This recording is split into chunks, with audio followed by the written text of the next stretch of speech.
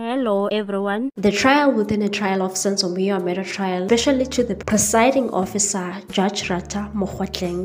Advocate Mngomezulu began his line of questioning and asked the witness about a person who appointed him in 2020, since he's the brigadier.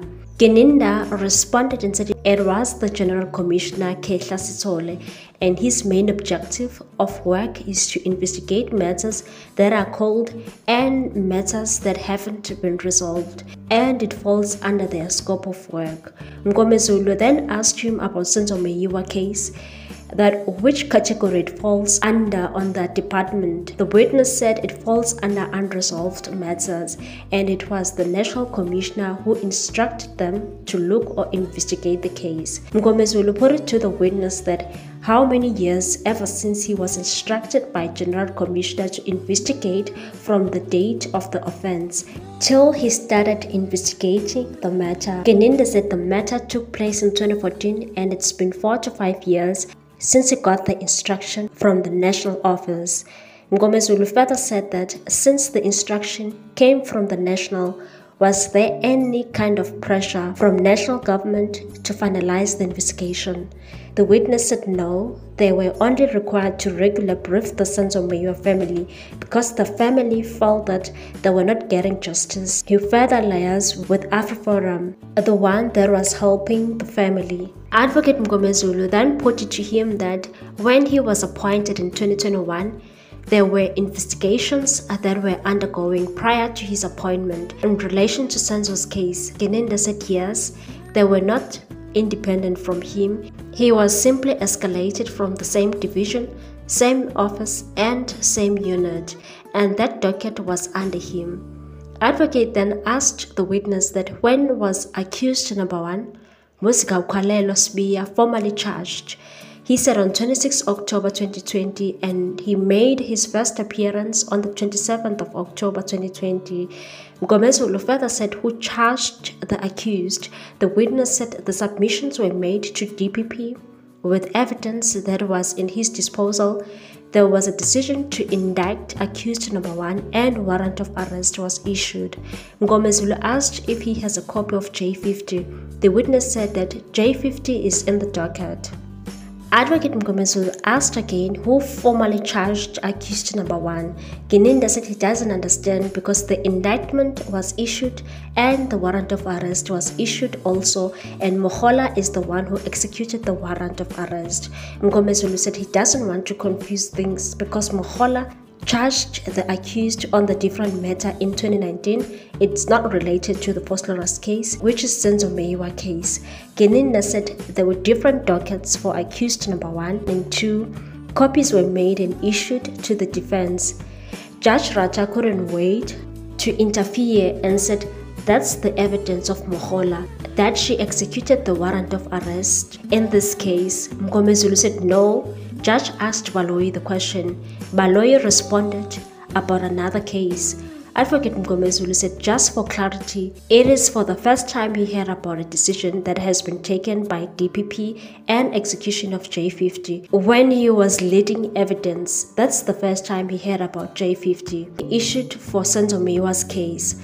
Gininda said then he doesn't know because he stated that the docket was disclosed with his application for those warrants and copies are attached to the dockets. Advocate Mngomezulu said that is the reason he's directing this to court. It's because this is the first time, as he has indicated to the witness about the J50, and he didn't consult with his clients in relation to J50 that was issued for Mngomezulu case. Judge Ratha said that does he mean that the accused were never arrested? Mngomezulu said that's not what he's saying. He doesn't want to put it in a way that he's not understood correctly. And his question is, he's honestly informed the witness that he's hearing this for the first time, that J50 under Senzo's case was executed on accused number 1, since for the first time he came on board the trial within a trial, he just got the copies. He has to consult with accused. But what is of pivotal importance is that under the J50, when it was executed, both accused were already arrested. That's what he wanted to say to the witness. Does he agree? The witness confirmed and said he must remember that they were arrested for different matters, but they were formally charged on 26 October 2020 for Mngomezulu's case. Advocate Mngomezulu further put it to the witness that the reason for asking about the formal charging of accused number 1, the instruction is that accused number 1 was formally charged in August, 2 months prior. He was charged on 26 October for this matter. There's 14A and rights were given to him.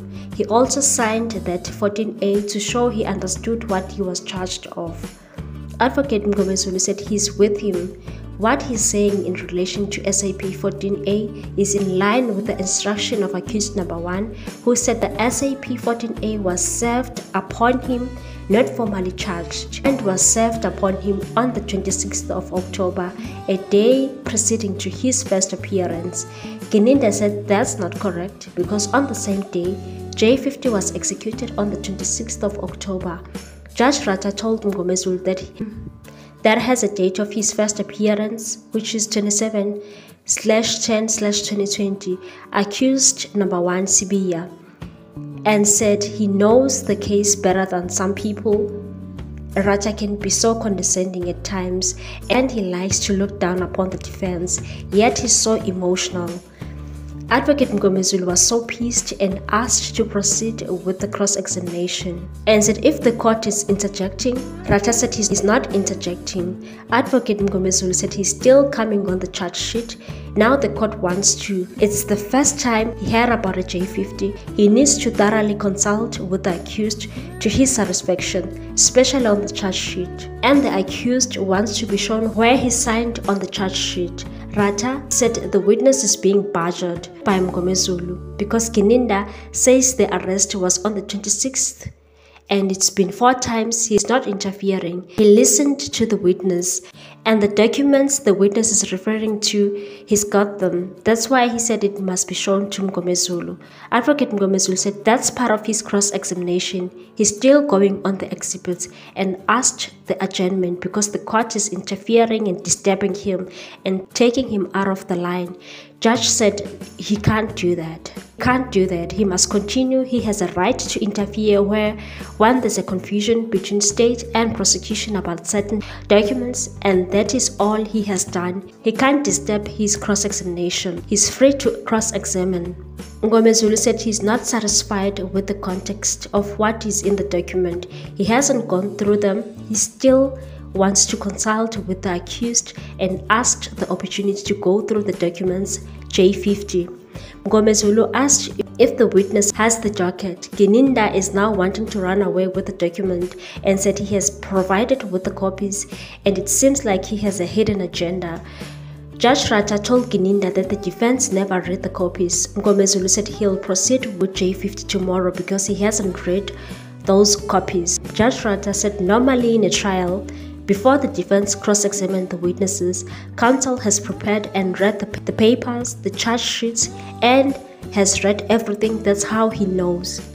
Now he stands up and says he hasn't read the documents. Advocate Mngomezulu reminded your lordship that when he came on board, it was mainly for the trial within a trial. Whatever that has been discovered was for the main trial, and all the witnesses that have testified never mentioned the J50 that was issued and executed against accused number 1. The first time it was said by Brigadier Gininda, hence he's saying he cannot take it as an ambush.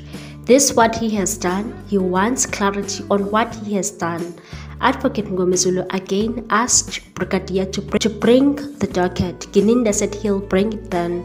Advocate Mngomezulu put it to the witness that on the evidence of charge sheet, OB books and other related exhibits is there in the occurrence books. Respective police stations for accused number 1 and 2 was booked in and out, in or out under census case.